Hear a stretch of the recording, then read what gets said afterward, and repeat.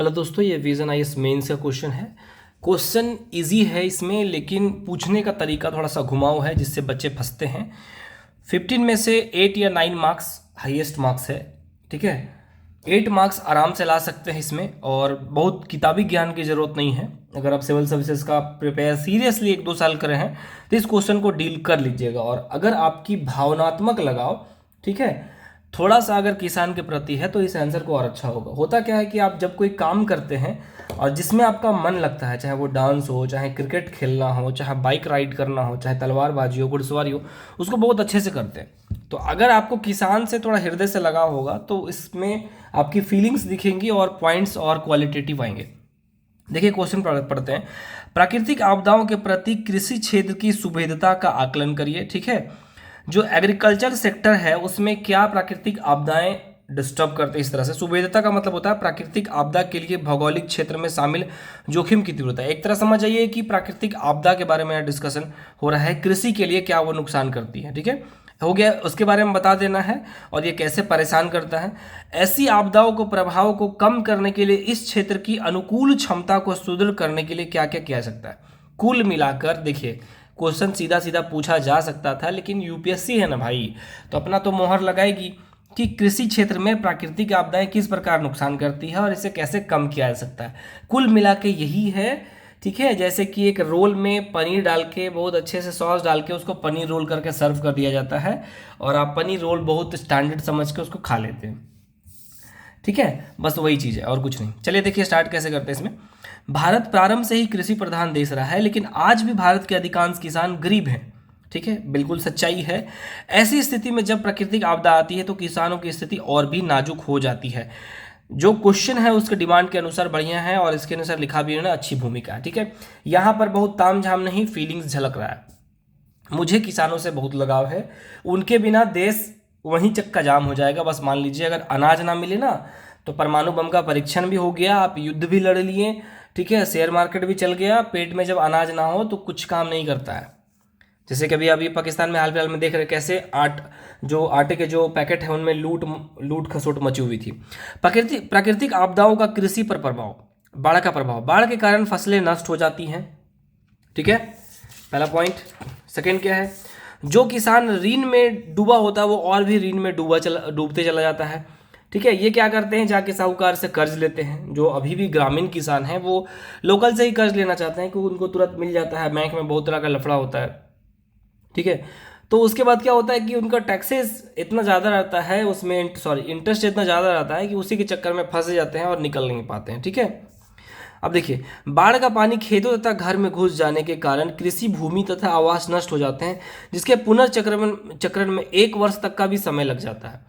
लगता ही लगता है जब भी कोई बाढ़ आए तो तुरंत तो रिकवर नहीं होता। मान लीजिए आप तुरंत खड़ा भी कर लिए तो जो फसलें नष्ट हुई हैं और अगर आपने लोन लेके फसलें लगाई होंगी तो आप समझिए। कुल मिला के देखिए, एक तरह का जिनको नहीं समझ में आता है कि आपने कोई बिजनेस स्टार्ट किया, 10 लाख रुपए लगाए मिनिमम, मैं कह रहा हूँ कोई भी बिजनेस, बड़ा बिजनेस स्टार्ट करने के लिए अमाउंट चाहिए होता है। 10 लाख रुपए लगाया और उसमें से डूब के मात्र 2 लाख का ही आपका असेट बना, तो आपको कैसा फील होगा। तो उसी तरह से कृषि में जब ये लगाते हैं, दूसरी बात है कि कृषि में मेहनत बहुत ज़्यादा होता है। कभी आप धान की आप रोपाई देखिए, महिलाएं एकदम खेत में जो कीचड़ होता है, ठीक है, उसमें पैर उनका दिन भर डूबा रहता है और उसमें धान लगाना ये साधारण बस की बात नहीं है। एक बार मैं 1 घंटे के लिए उतरा था तो मेरे नाखून में बहुत सारे थोड़ा इन्फेक्शन होने लगा था, क्योंकि आदत नहीं है ना मेरी।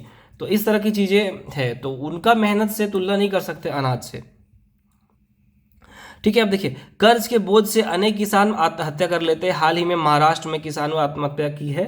ठीक है, और भी बहुत सारे एग्जाम्पल अगर आपके पास है तो डाल सकते हैं, और इंटरनेशनल एग्जाम्पल आप डाल दिए कि कई जगह पर इसके कारण अमेरिका में भी आत्महत्याएं देखने के लिए मिले हैं या फिर विरोध प्रदर्शन मिला है। इस तरह से डालिएगा तो आपका वो और पॉइंट इन्हांस, क्वालिटी को इन्हांस करेगा।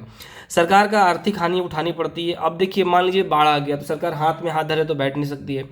गवर्नमेंट कभी भी फायदे के लिए नहीं होती है, एक बार जान लीजिए। ठीक है, और जैसे कि कुछ सरकारें आती है और कहती है ना कि मैंने 35 किलो का अनाज दिया, मैंने ये दान दिया, वो दान दिया, तो उनके बाप दादा नहीं छोड़ के गए।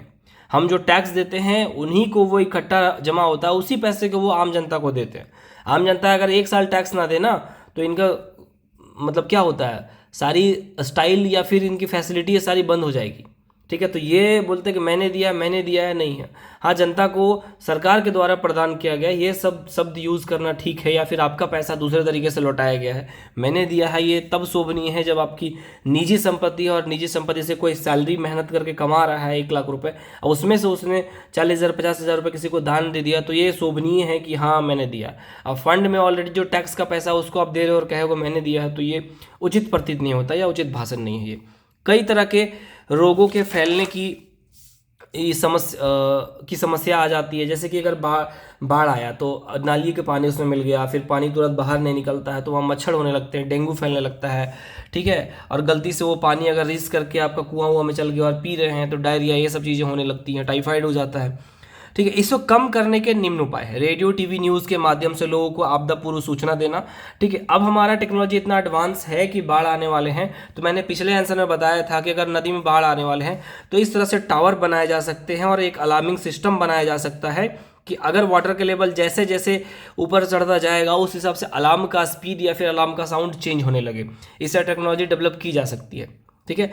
नदियों में चेक डैम का निर्माण से प्रवाह को धीमा किया जा सकता है। बड़े बड़े डैम बनाने से दिक्कत क्या होता है, जैसे कि रांची में एक पतरातू डैम है, ठीक है, बहुत सुंदर खाती है पतरातू वैली। उधर से ही हम लोग कई बार घूमने के लिए जाने का मौका मिलता है तो अच्छा लगता है।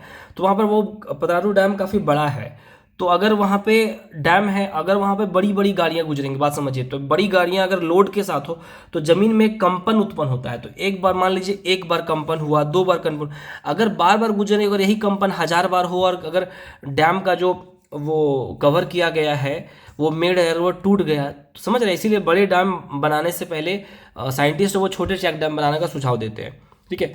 नदियों के समीप घर ना बनने का सुझाव दिया जाता है, ना बनाने का सुझाव दिया जाता है। कृषि में सरकार और निजी निवेश को प्राथमिकता देना, जैसे कि कॉन्ट्रैक्ट के तहत कि आप इतना उगा के दो, मैं आपको इतना दे दूंगा इससे पहले, ठीक है। नदियों के समीप क्षेत्रों के लिए रेस्क्यू टीम की स्थापित की जा सकती है। 6.5 नंबर है। 8 नंबर कैसे, कंक्लूजन मैंने नहीं दिया है, ठीक है। उपयुक्त वर्णन से स्पष्ट है, ठीक है, कि किसान जो उपजाते हैं सिर्फ उनको साधारण इंसान की कैटेगरी में रखना अनुचित है, क्योंकि अगर फसल का उत्पादन रुक जाए तो अनाज ही हमारे पास नहीं पहुंचेंगे और देश की तरक्की रुक जाएगी।